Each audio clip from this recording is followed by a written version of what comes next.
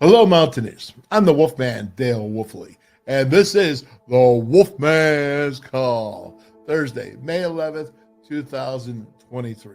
I hope you're having a great day. I'm having a pretty good one, and I'm extremely excited today because I got a chance to talk to Mark Plants. And Mark is the president of the West Virginia chapter of the National Football Foundation. And he's also a former player. So if you remember Mark Plancy, he played here from 1996 through 99. Square jaw, fullback, 6'3", 245 pounds. I don't know if he's 245 pounds anymore, but he's still a pretty good dude. And he's going to talk to us about how we can go ahead and get involved in the National Football Foundation, because that's what puts our Hall of Famers in.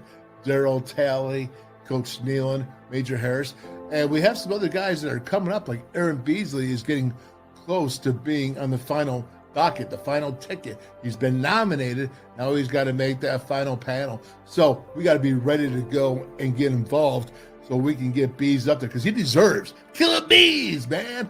I'll tell you what, wait till we have him on, right? Because like I said, I'm going to be bringing my Mountaineer brothers on, and Plancy is certainly one of them and a great dude. So it's a great conversation we had. Then after that, maybe we'll get into, so we went a little crazy yesterday on the timing of the show. I went like an hour and 16 minutes because we were doing the breakdowns of the spring game. And I think I was just having so much fun. I got a little bit excited. Okay, so that's going to lead me into what I'm talking today in my intro. And that is my beliefs and what I believe and what I know and what I speculate. And if I don't know, I'm certainly going to tell you. And this is a new show, and I'm going to go ahead and take all my years of experience. It's 1981 when my brother Ronnie played here, okay? And then with myself playing here and being a team captain, award winner, to coaching here, to being on staff, to directing all the alumni, and to being a broadcaster for football for over 10 years at WVU. So I'm going to take all that experience and wealth. And when I have an opinion, it's going to be an educated opinion. I've also been around the best of football pretty much all my life. That's what the NFL, that's NFL players all around me, the greats, man. And I've been very blessed in my life for that, but it's also given me an education. So when I say something, it's my belief. I'm not going to beat you over the head and say, you have to believe me. I am going to go ahead and state truthfully, because I have to be truthful. I'm not going to sit there, and I hate misinformation. I hate when people speculate. Say, well, I'll tell you if I'm speculating, because I will speculate.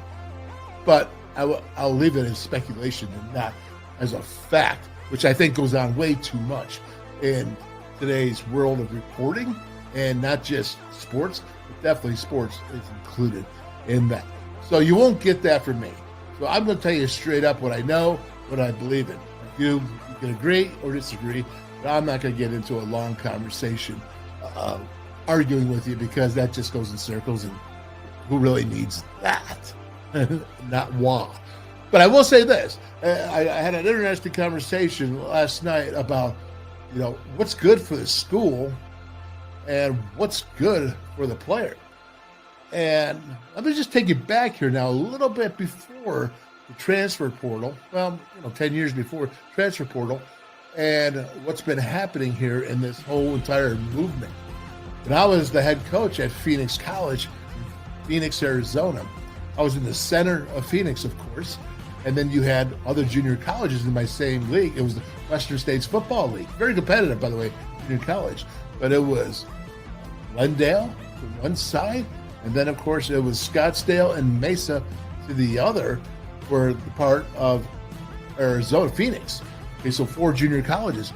Well, again, I was in the middle of all those schools, and I had to get players to want to come past them, drive past them, another good 20 minutes into the downtown, the heart of Phoenix. Well, there's challenges there for a lot of reasons, but one of them was a school that I took over, probably the worst junior college school for football wise. Best softball in America, junior college. Worst football. So when I did take over, I had to figure out a ways, how am I going to go ahead and out-recruit these schools? Well, the idea was this. I could go and run a beer scheme, right? And we could take lesser players and be more effective and maybe win some games. And thought that maybe winning would get you over the next hump to get better players to come in. Or I could go ahead and teach them all the schemes so that all colleges, remember, this is a junior college, it's a 2-year school, so all these 4-year schools will come in from Division 1, Power 5, G5, FCS, Division 2, Division 3, and AIA schools. All these schools will come in and give scholarships to my players. I'm thinking, you know what, if I go ahead and I start developing a reputation for placing my players to the next level, that's what's going to get them to drive by. That was my plan, right? And we did good. And we started to make changes, and we really improved the program because my placement was unbelievable. Now, I'd have a couple of Division I guys, but, far in between. But what I would have FCS. I would have Division II. Full rides of Division II, like $40,000 a year for these private Division II schools. I would get my guys these full rides, or at least I would help and assist to get. They had to play, right? So they had to get it themselves. But that was my thing. I wanted to place guys, and I loved it. Absolutely loved it when they got that smile on their face and they were moving on to the next level. Well, you move that up a level, and what you have in the transfer portal nowadays is what? You have, how are you going to help me get to the NFL? That's what it is about now. And if you don't believe me, just look at the transfer portal. It's not about WVU as much. It's not about Miami as much. Penn State, Alabama. Okay. It is still there, don't get me wrong. But it's about, what are you going to do for me? And so when I go ahead and make statements that I believe that the best thing for Lance Dixon is to be playing will linebacker, you could say, well, it's for the team. And yeah, guys have played out of position for a team. But he was playing spear last year because there was injuries and people leaving and all kinds of stuff. It was a catastrophe. That was the secondary was the worst situation I've seen in 50 years of WV. 50. And so now with Lance Dixon, I was shocked that he was still playing the spear. And I said, hey, you know what? He's better served at well linebacker. And people will say, hey, well, no, it's about WVU. Well, yeah, I would, if that was me in my days, I would say, yeah, you're right. But today's days, I mean, I remember when we were there with Akeem Messidor, and they kept asking him to play the one technique. Guess what? Akeem Messidor didn't want to play the one technique because he was going to play outside where his natural position was. One technique, you get killed in there. Okay, you got to be a Jordan Jefferson type dude. You got to be a Vestinier who's just. That's the way you play football. That wasn't all about Akeem. Now he could do it, but that's not what he wanted to do, and that wasn't benefit him for the NFL. And so somebody got in his ear, or he started thinking, but he changed his mind and he left. And so what I'm saying is that it's not always about for the team anymore. If you're going to recruit and you're going to have success, you also have to think about what's best for them at the next level. Because until you start thinking that way, if you keep thinking about what's best for WVU, that's not what the players think anymore. And I'm not saying that's right. I'm not saying that's wrong. That's reality. That's reality. And I think if you go ahead and you start looking at what's best for the players, that's when they like you. I think that's when they want to stay. Maybe they won't transfer because they know you got their back. Because they know you're not sitting there saying, I know you're a will linebacker. Well, you don't mind, do you, buddy? That's my point. And you can have your points too. It's okay. I've said all along, keep it respectful, Keep it respectable. Don't be a jag. I'm not going to be a jag. So that's good. That's good discussions. But I want you to understand where I'm coming from and this whole new set. Because if you think that you're doing this, and somebody said you're doing it, the coaches think about doing it for the school. I wouldn't even say WVU. Coaches are doing it for the school. Well, coaches, if they're doing it for the school, they're doing it to win.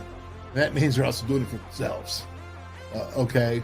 Sometimes the best thing to do is let a dude play out where he's supposed to play out. Teach him how to be his best, because that individual will succeed. I once had a guy on my junior college team, and you can say, oh, junior college. No, it's the same. It's all relational. It's all relative. I could have played him anywhere I wanted to because he was better than everybody. And I had to look out what was best for him to get to the next level. Again, in junior college, I taught offense. I taught how to pass block. I taught how to run block. Okay. Some teams, they want to just run all the time, and they can win just by having those veer schemes. Or some teams just want to throw the ball all the time. So then they don't get their offensive linemen learn how to run block. Well, that doesn't help them in placement. Doesn't help them in placement. And so what's good for the kid? Is it good for the kid? Or is the kid there for you? Or are you trying to advance it? Is that what education is about? Is that trying to get them to the next level, to the best, so that their parents or their single mom or their single dad or their aunt and uncle that they're living with, their aunt and uncle that they're living with don't have to pay that education? Well, it's the same thing. It's all relative. Relative, man. And I know I get passionate about this, but this is where the compassion comes from. Because we're trying to help them move up to the next step. And that's what everything that's going on. But it's also everything that they're thinking about now. I'm not sure I'm crazy about that culture. I'm not saying it's a me culture that I like. What I am saying is I think you can win by doing what's right for them.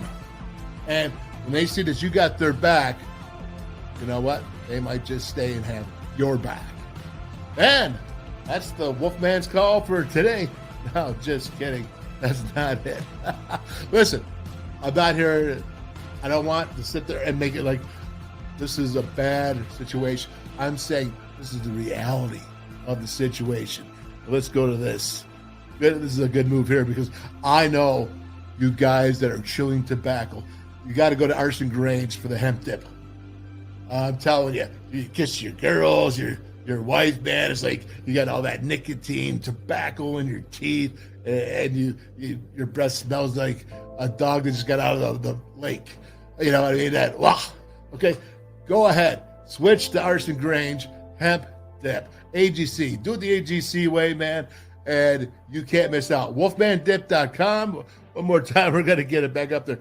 WolfManDip.com. You can go to Parmar stores. You can go to little general stores. And regardless, I love AGC hemp dip. And my buddy Johnny, he's a mountaineer, man. Johnny C is a mountaineer all the way, and Meg, his wife, the two of them are partners, man. And she don't mind when he kisses her because it's not nasty nicotine and tobacco that she's got to taste. All right?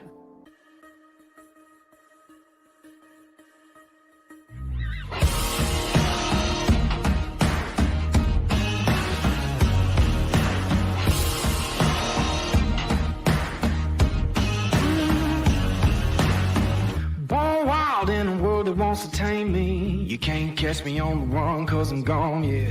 I blaze trails, set fire to what's behind me. No, I'm never looking back, I'm on the run. I could only ever be what I'm made to be. It feels good when I'm living on the edge. Watch me now, roll like thunder, gonna shake the ground. Can't stop me now, I don't give up and I won't back down. I'm a force of nature, can't be contained. I got lightning running all through my veins. Watch me now, watch me now.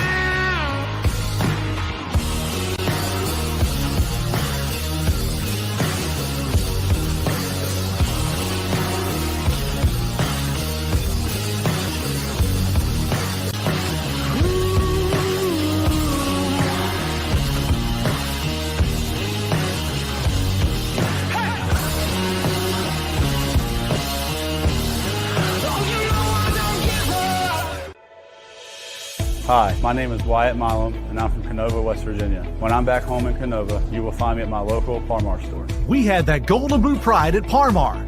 There are literally hundreds of Parmar stores in West Virginia, Kentucky, Ohio, and Pennsylvania, and even more on the way. Download the Parmar app to save even more. And whether it's food, gas, groceries, or whatever, we have you covered at Parmar. West Virginia proud and ready to serve you. And if there's not a Parmar store near you now, there will be soon. And Mountaineers, you got what I promised. And that, of course, is Mountaineer brother, Square Jaw, Mr. Fullback himself. He's a lawyer by trade. I've never seen a fullback be a lawyer or a lawyer be a fullback. But, of course, we have Mark Plants, former Mountaineer. And when he puts his shoulder down, he's got to run right into you, man, as hard as he can. Mark Plants. Plancy, how you doing today? Doing great. Happy to be here. I tell people that, going from playing football to being a lawyer, you go from punching people in the face to stabbing them in the back. That's I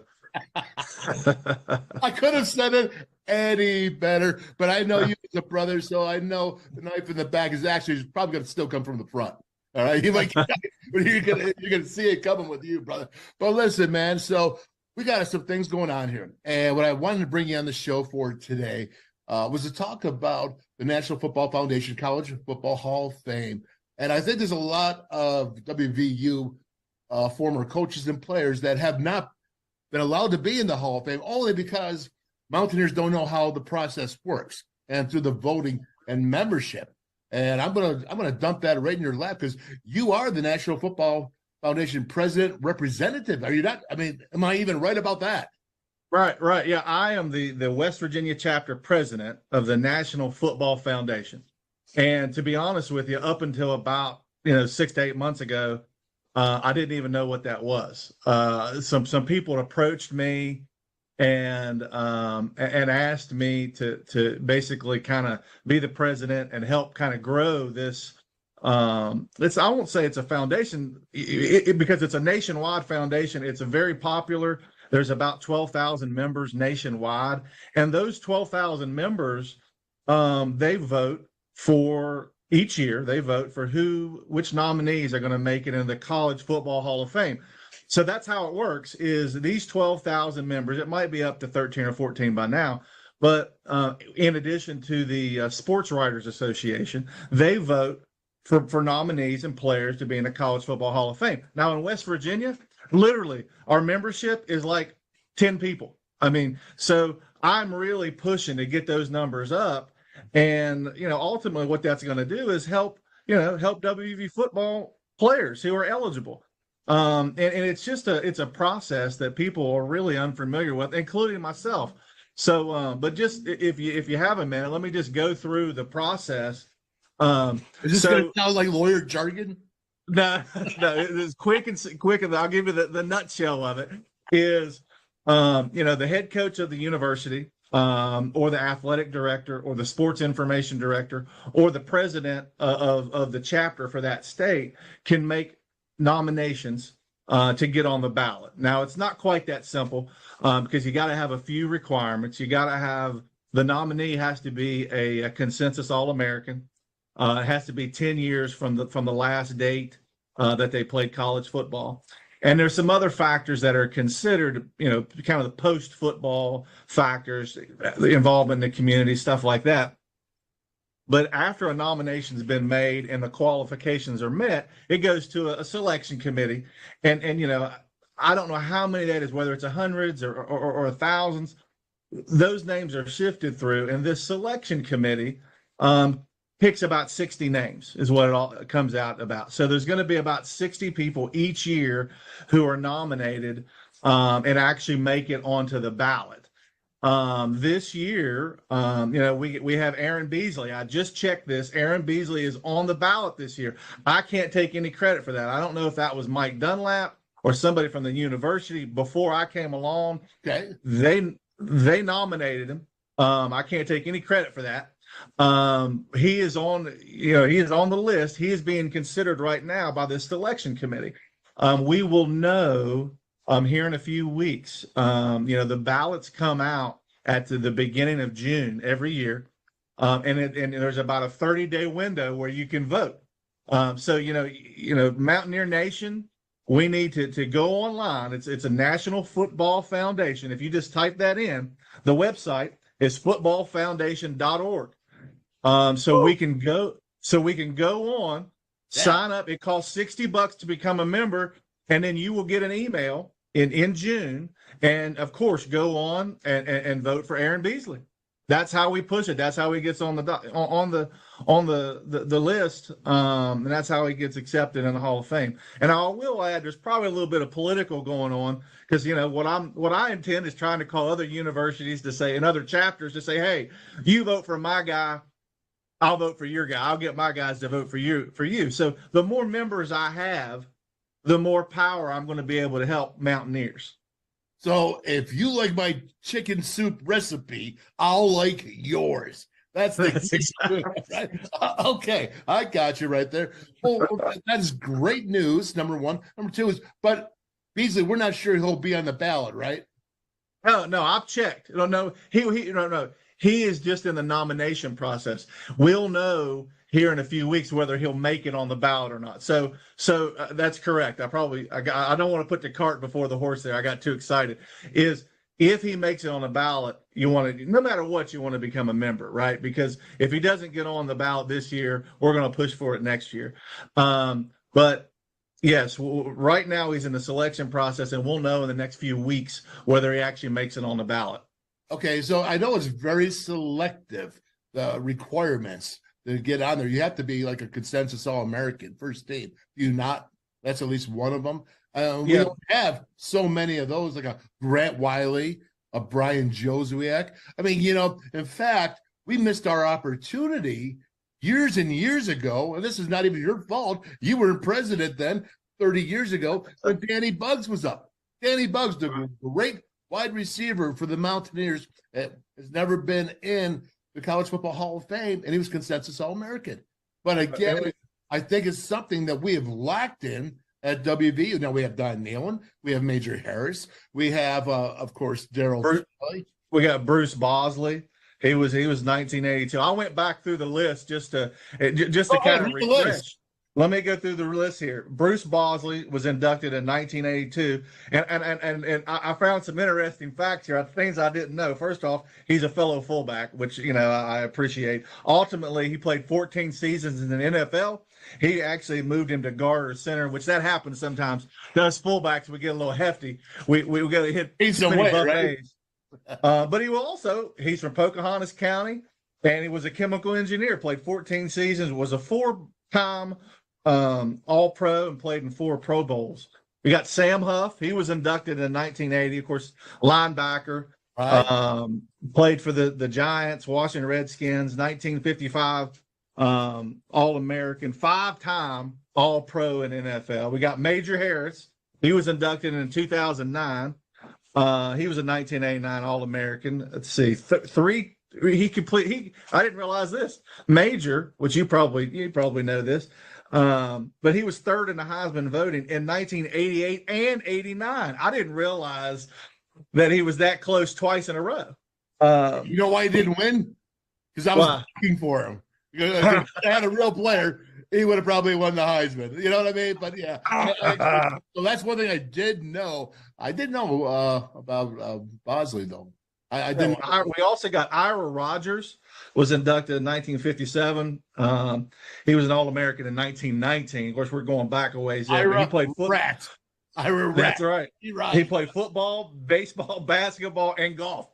And of course we got Daryl Talley. You mentioned Daryl Talley, 14 season NFL, Bills, Falcons, Vikings, played in 4 Super Bowls. I mean, just outstanding outside linebacker, of course.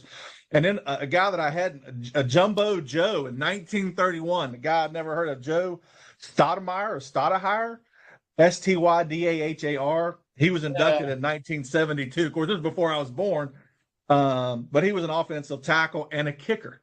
But those are all the WVU players that made it in the College Football Hall of Fame. I think Aaron Beasley absolutely deserves to be on that list.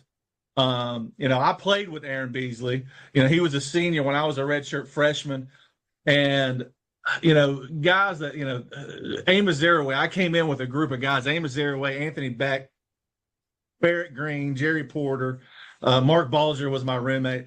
So anybody that's played college football, I love to say this quote from Amos. He says, "Because your first year, you don't hold the tackling dummy, you are the tackling dummy." That's right. And on the scout team, I can tell you, I can remember Aaron Beasley.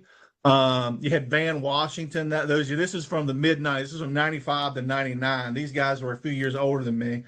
You had Aaron Beasley, Van Washington, Mike Logan. I mean, I can still remember that. I think the hardest that I have been hit was by Mike Logan in my college career.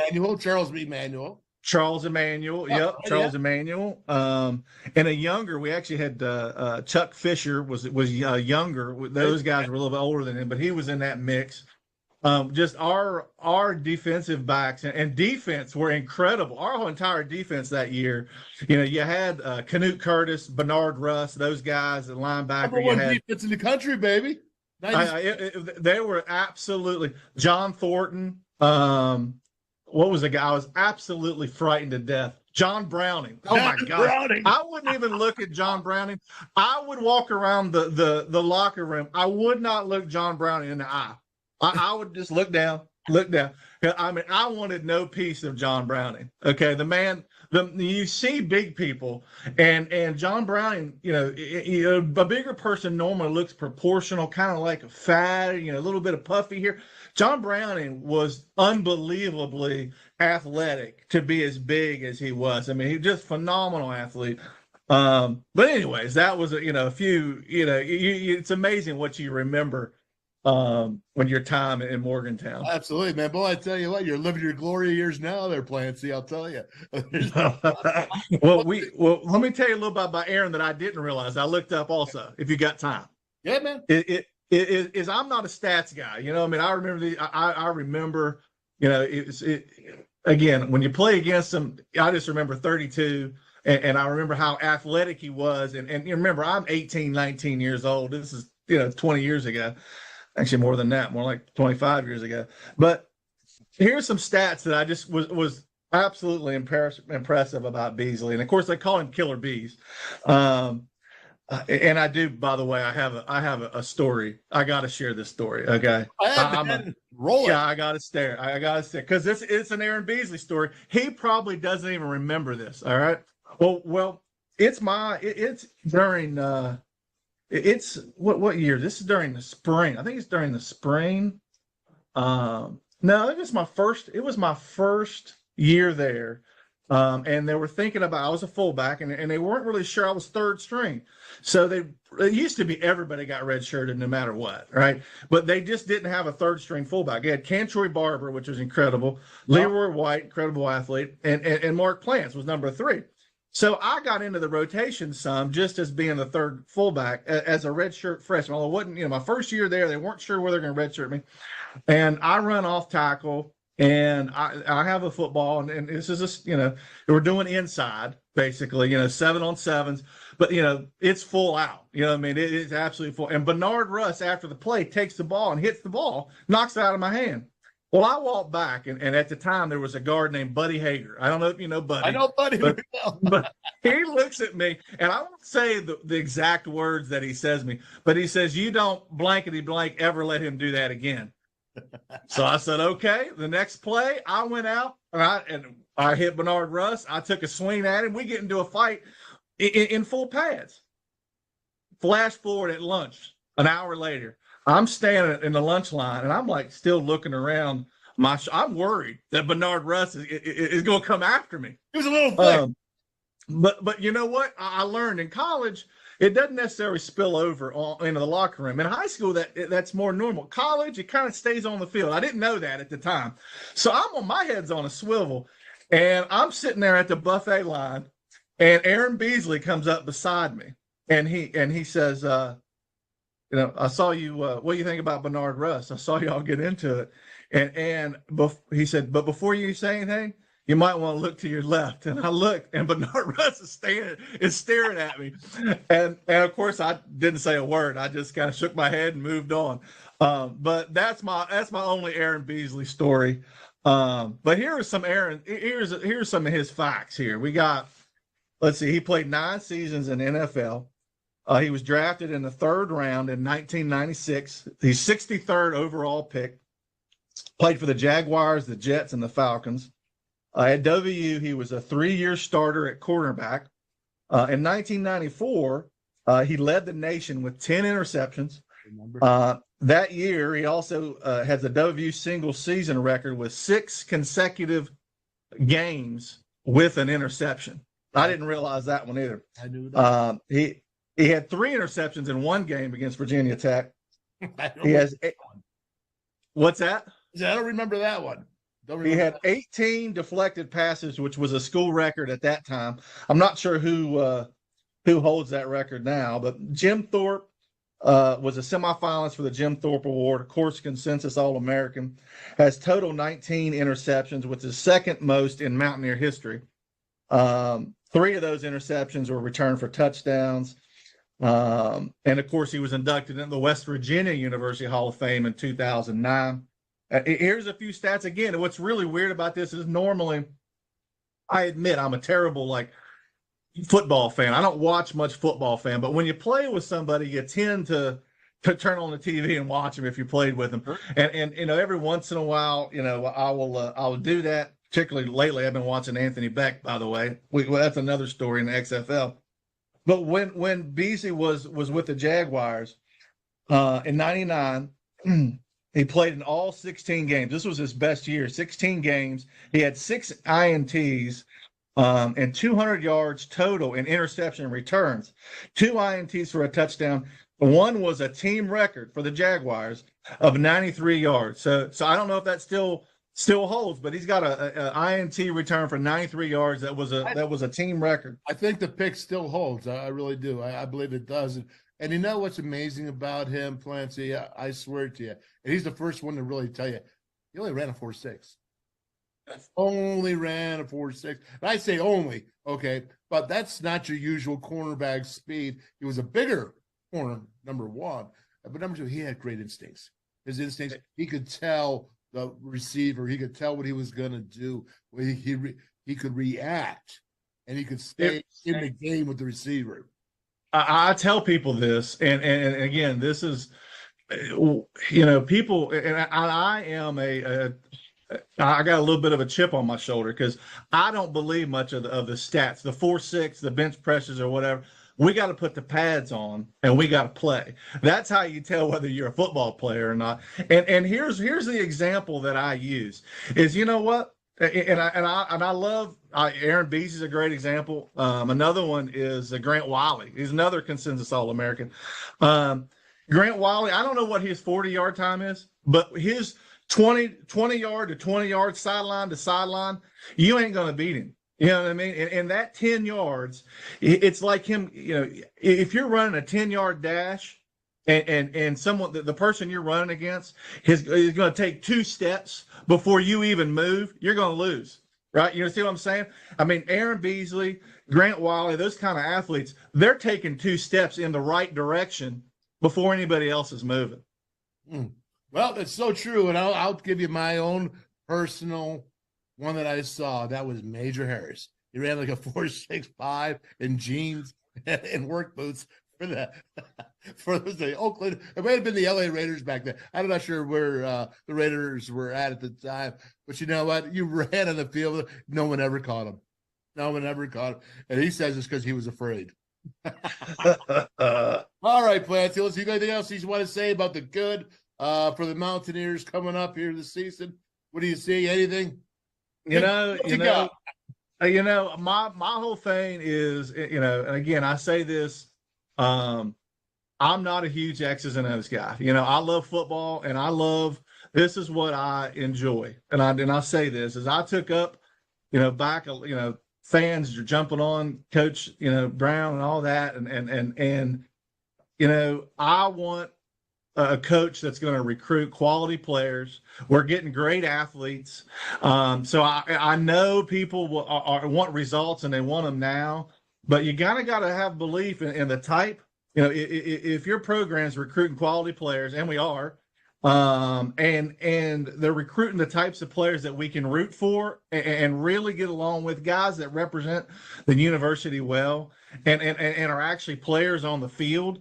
I tend to not look at the scoreboard or even the records. If you're running that type of program, then I'm going to support you. And you know what? In the long run, the scoreboard and the schedule is going to follow through in the long run if you keep doing that. All right, man. Well, I'm going to tell you something. Not everybody agrees with you. I know. I know. I respect the opinion. And that's what I love about my show. I just let everybody talk. And I told Mountaineer Nation when I was making this show, I said, listen, man, I'm bringing my brothers. All my brothers are going to come back on and they're going to give their opinion. And you know what? I love it, brother. Thank you so much. And I'm going to tell you this one last thing, man. Mark Plants, give him the football, get you a yard. And a cloud of dust. All right, boys. Love you, man. Mark Plants. He's a lawyer down there in South Charleston, and he's also the representative for the National Football Foundation, footballfoundation.org. Become a member, $60. Let's see if we can't get Aaron Beasley into the College Football Hall of Fame. Actually, thanks, Wolf. Thanks for having me.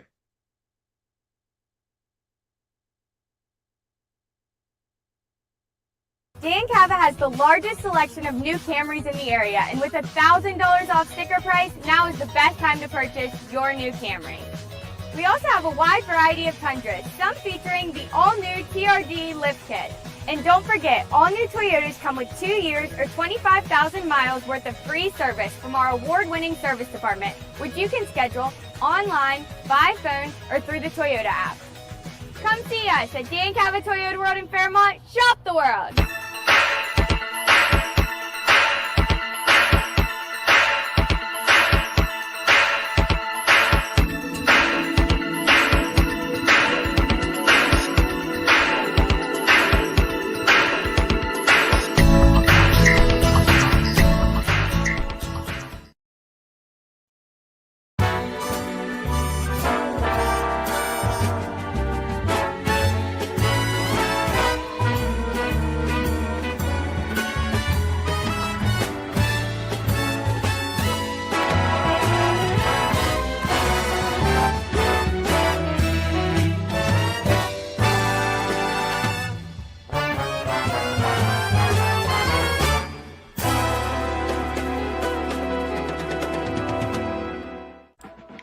Stationers, #1 office supplier in West Virginia. Always in stock.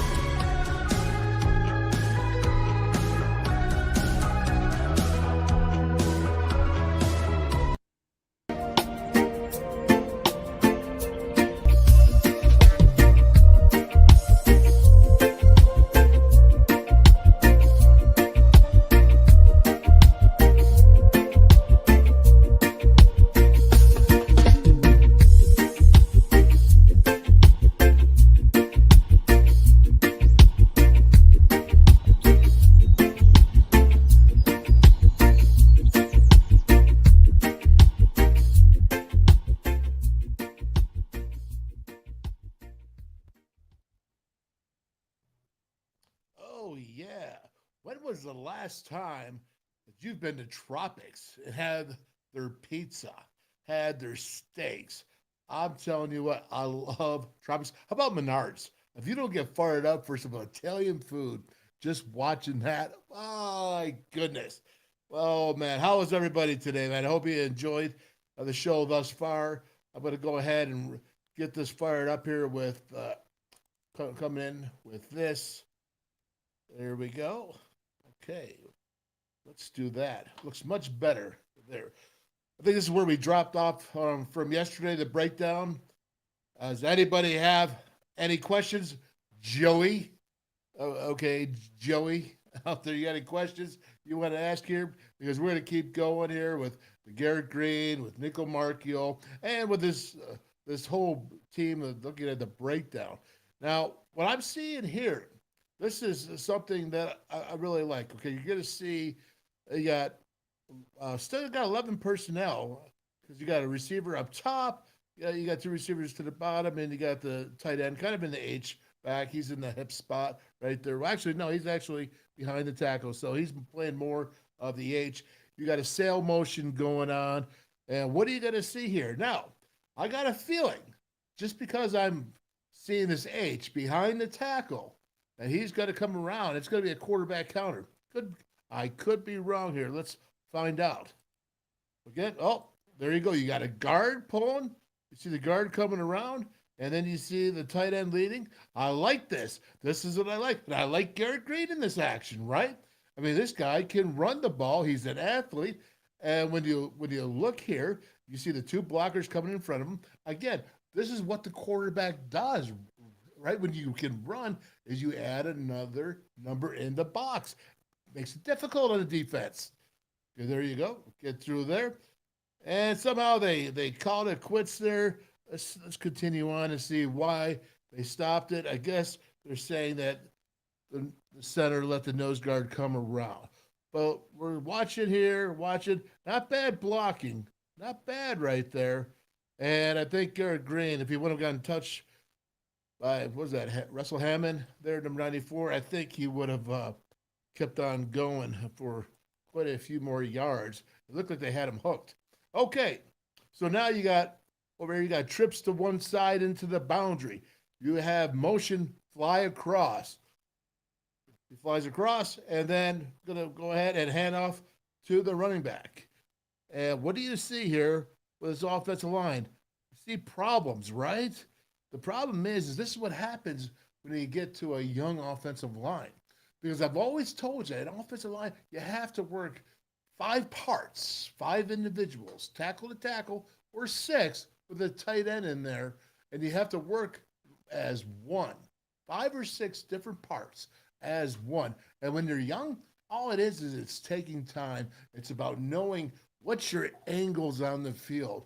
You know your assignment, but how do you know your assignment and where you're at as opposed to where that defensive lineman is? And that's part of what makes being an offensive lineman so hard, because it is tough and it is body position, and to be able to acquire it at a young age and have that strength to deal with the man strength that's in college football, it's not always there for the youngins, and you got to have patience. And it looks like here, running back, that's Justin right there. Yep, Johnson. He probably doesn't have much patience. Probably doesn't have it. Okay, there we go. We got a 3-man rush right here. This is going to be a pass here. You see here with the circle.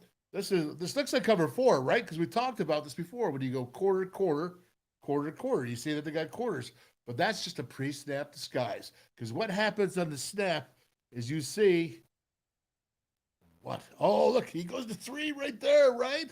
So, I mean, it's like you can actually see it now. So you got your pre-snap read. It looks like it's quarters, man. And then all of a sudden it goes to thirds. And you better know what you're doing as a quarterback. And that's where it becomes tough, especially with the young quarterbacks. And especially that's why you got to get reps, repetition. And I know I don't want to sound crazy doing that, but it's that important. Repetition. Now, what are we seeing here? Okay. Now, this is what I want to get at. All right. I saw right here, there's a 3-man rush. I didn't see any pressure on Garrett. Okay, Gigi. All right. I think he bailed a little bit early, or because I think he had some openings. Here, he's decided to run. Okay, he's decided to run. But is there a possibility? I drew a circle there. You know, could he have gotten 5 yards? Because you don't want to see him take a run every single time, right? I mean, quarterbacks do get hurt. And I thought, you know what? You got to be thinking about dumping the ball off, just like you saw Nico did it with the tight end, Cole Taylor, on the rollout. I'm thinking maybe just a little bit more patience, of course, by Gigi. But at the same time, you don't want to hold Gigi back for what he does his forte, and that's those legs running. So it's a fine line. And I'm not chopping at it, but I'm saying, look, again, look right there. You see it's a 3-man rush. Tackle's got to end. You got 2 guys over 94. You got 67 right there ready to bail up on the Brown boy. Bobby Brown, I think it is, over there at the left tackle. He really is got no issues at this point. And he's just moving and moving. I think he just bailed a little bit too early. And but again, it's tough to sit there and say that the or the armchair quarterback, right? Tough to say it all the time. But again, let's continue on. And he might still be running, actually, to be quite honest with you. The way that looked right there. Okay.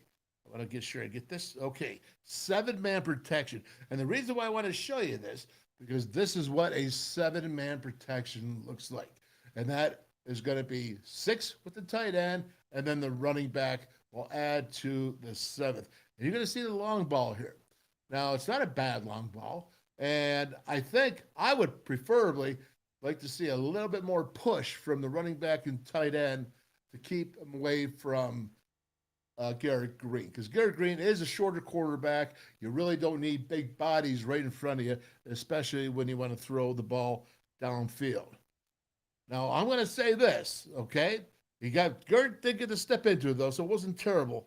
I think that you could do better down here, these receivers. I think our receivers, again, if you notice here, you see that the running back still attacking here, the tight end probably could have been a little more aggressive to keep out of Garrett's face while he throws it, but he still was able to step in, so it's not terrible. And, okay, now this is what they call the 50-50 ball, okay? And what I'm seeing here, I see decent coverage from, who's number 0? Is that the guy from Kent State over there? That is, Montre Miller, okay? He did some good things. I saw him, and I also saw some things I wish he wouldn't have done.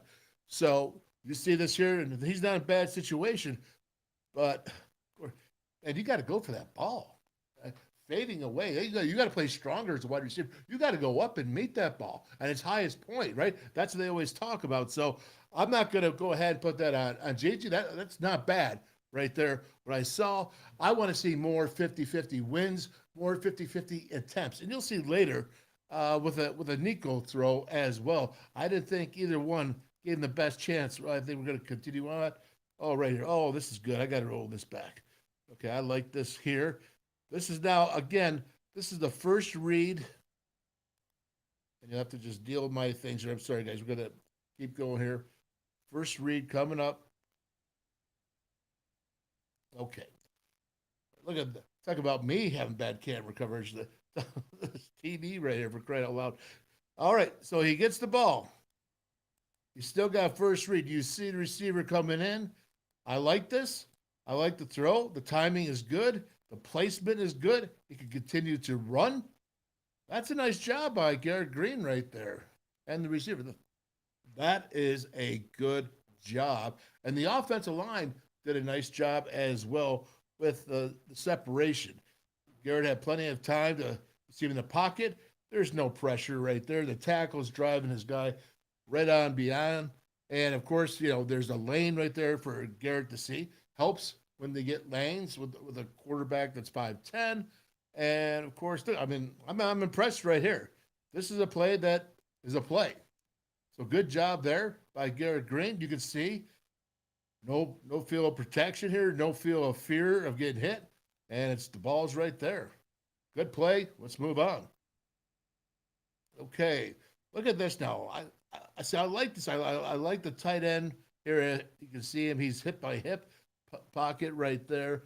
And what you guys, the 11 personnel, 2 receivers up top, 1 at the bottom. Let's keep it moving. And okay, that play. Yep, we got to go back, don't we? This is the touchdown. Okay, so this is a nice throw by Garrett Green. This was a very easy throw for Garrett Green, though.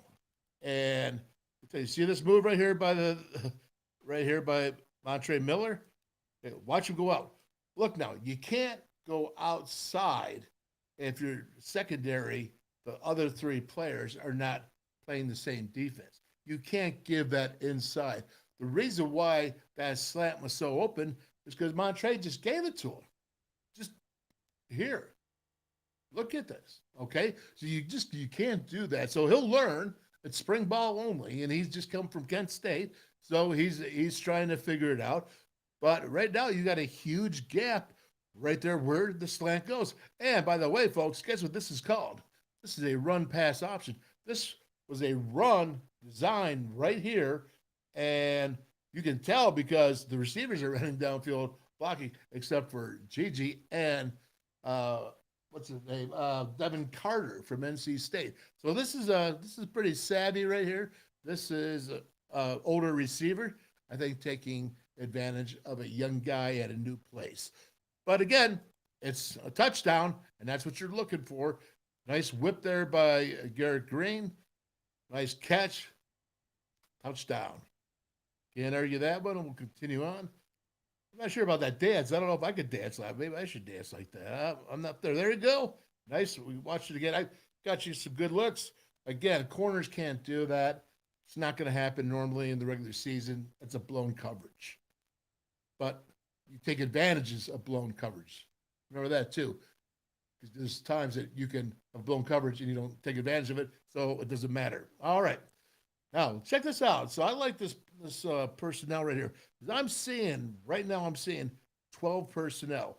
2 receivers up top. You see the 12 bunch up there. A tight end at the bottom. And watch how tight that formation is.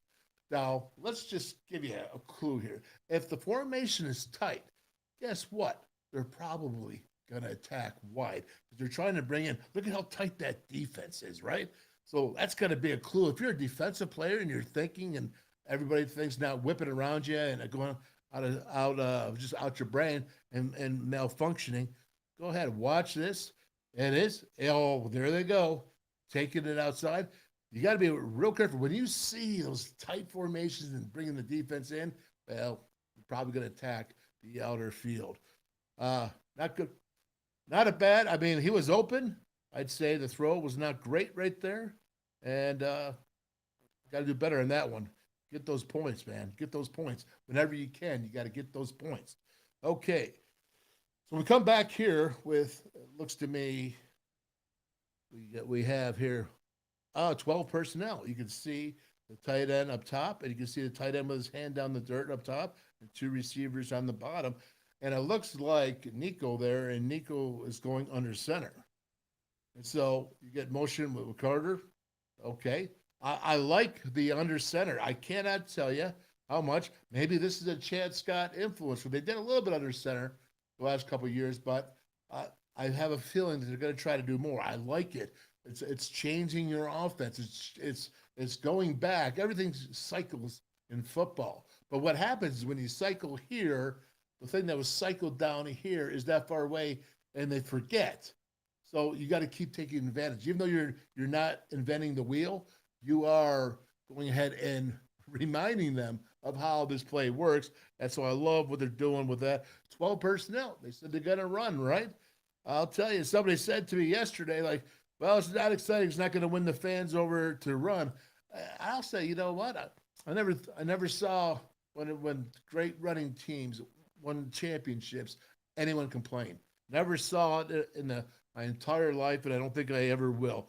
But again, you'll look at that, the run play. I like it underneath the center. What do we got here? We got Nico. Looks like he's doing an audible. And we still have right here, we got 11 personnel, 2 receivers up top at the numbers. You have the tight end, so it's 3-by-1 is trips, okay, with the tailback away. And so you have, it looks to me like it's 3-man rushing line. Okay, so I got to tell you, this right here obviously is it's a busted play by the offensive line. Again, give me a young offensive lineman and let him screw up a drive.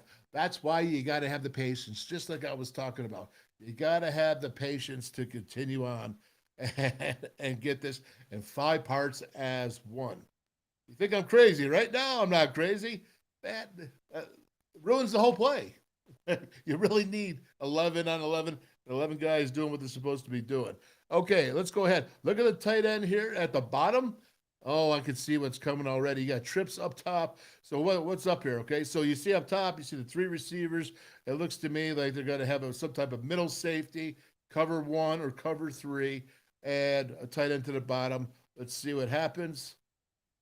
They're rushing 3, but oh no, now they're bringing 5, 3 defensive linemen, and of course they're bringing here 2 backers, and they're twisting as they do it. So that's called the X blitz 5-man defensive rush. And of course, watch the tight end here at the bottom, right? This is his key. This is Nico here. I think this is the best throw of the day. Okay, with Nico for sure, but this is excellent here. Okay, watch right here the tight end. Nico's feeling the pressure in his face. He releases it, he steps into it. Guess what happens with Nico? He doesn't back away. He doesn't back away. He fires the ball off. I like it. Kid's only 19 now. Remember that. Okay? He's only 19. And Cole Taylor, how about, see, that's what you get with a big 6'7" tight end, right? You throw it to that tight end, man, as I've been saying for years and years. And I'm so happy. I'm so happy that they're doing this. And adding Cole Taylor from LSU, a great opportunity. There you go. Okay, Nico, he sees it, the twist. He fires the ball off. He stands in, he takes the hit, and Cole Taylor makes the big catch. You got to love it. And again, this is just keeping it going here. Let's go move. There you go. All right, again, slow motion. And, well, I love this play. I absolutely love this play. And guess what? There's not much space there, is there, between him and Lamp Wilson? Not much space going on there. And that's why it's so tight and good. Okay. Well, listen, I think we're coming upon the hour here now. And on Monday, we'll come back here. So we're going to go Monday through Thursday. On Monday, we will come back. And, of course, we'll have, the Frank Fear Hour. We're going to break down the rest of the spring game. Loving it, man. I'm absolutely loving this and enjoying an opportunity to really break down and show you what's happening and as best I can doing here. So again, Monday we got Frank Fear coming in for that the Frank Fear Hour, the 66 to 70, the Band of Brothers Then and Now. I think we're going to have Jay Paterno's going to come in this next week for the WolfMan's Call, and he's going to talk about the whole Penn State. He's going to give us the breakdown. Now, Jay Paterno's on the board over there at Penn State. I do a radio show with him during the football season on ESPN in Pittsburgh, and he's really a good dude. Good dude, and he got Tom Bradley on that as well. And so that's called the pigskin, and he's with the pigskin stew. You got a pigskin stew. I mean, that's just a great thing. It sounds like a recipe for me for lunch. Regardless, and we're gonna have some more. We've got some more Mountaineers coming in. I want to talk to Beasley. So we got a lot going on, guys. We're just getting started.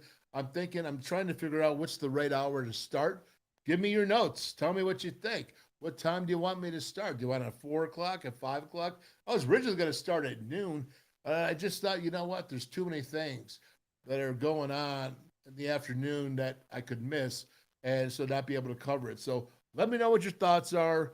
I know Joey will, that's for sure. But what do we got here, Keith? What do you say here, Keith? All right, let's talk right here before I go. Love the film sessions. All right, cool, man.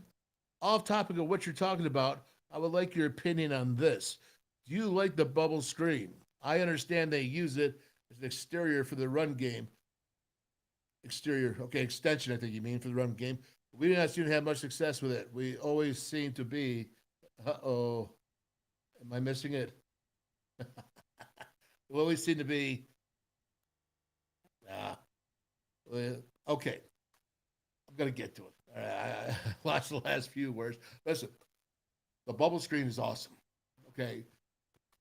And I think that the jailbreak screen that they try to do is really good. I think what you'll want to do is you want to use them both because one's coming inside, one's going out. There's other kinds of screens as well. What about a tight end screen with Big Co, huh? What about that tight end screen, huh? And what about, you could do a slip screen with the receivers. How about just a good old running back flare screen, right? I mean, we got the horses, right? I mean, there's so many things I think that you can do. And I'm sorry I missed this. I screwed up somehow with all this, but we can talk again on Monday. But the bubble screen can work, but that's where you got to stress everybody to the outside. You're really what you're doing is you're making it a two-man game, two on offense, two on defense, and who can win? One missed tackle, where can it go? Right? Well, that's what you get with the bubble. But again, I think you have to work it so that you do the inside screens, you do the running back screens, and you do the bubble, the outside. And what the bubble screen is yes, they're saying it's an extension of the running game. Really, all screens are because it's behind the line of scrimmage. It can't really be contended until the ball is snapped. Defenders can't cross that line. So that's why they say that it's an extension of the running game. But yeah, man, I mean, I'm a big screen guy. I'm a big draw guy. Now, I'm a big take a shot down the field guy. So what I saw was with Garrett Green and Nico that they like to take a shot. So when they do that, pound the rock, what do? You make those safeties come on up. Ooh, safeties come on up, right? And then you go over the top. There's not rocket science, man. Not rocket science. But I love that philosophy because you are controlling the line of scrimmage. And when the defense is reacting to a running, where they think it's a run, and then all of a sudden it's a pass, and you set them up, boom, it can be effective. So, yeah, I like the bubble screen, man. I like it. Joey says you can go from 8 a.m. to 8 p.m. Well, that doesn't help me, Joey, all right? Appreciate that. Safety bit on the run. Okay. Well, you know what? Oh, Joe, I see you say the safety bit on the run. Safety, but see, you got cover 4. So in cover 4, you get play action pass. You're talking about the touchdown. I'm sorry. Again, I missed your quotes. But you got to know that. So you can't be playing outside as a cornerback because you're leaving everything inside. Because in cover 4 is what?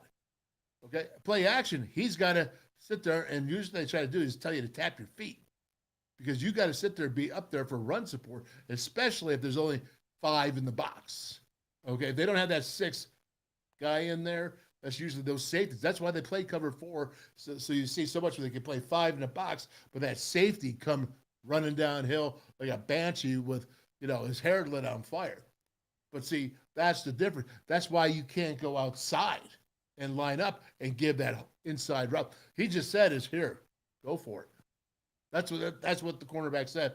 And now, I'm not as fast as Carter is, but you know what? There's a whole lot of distance there. Again, that's just learning, man. It's just the way you learn. You learn through your mistakes.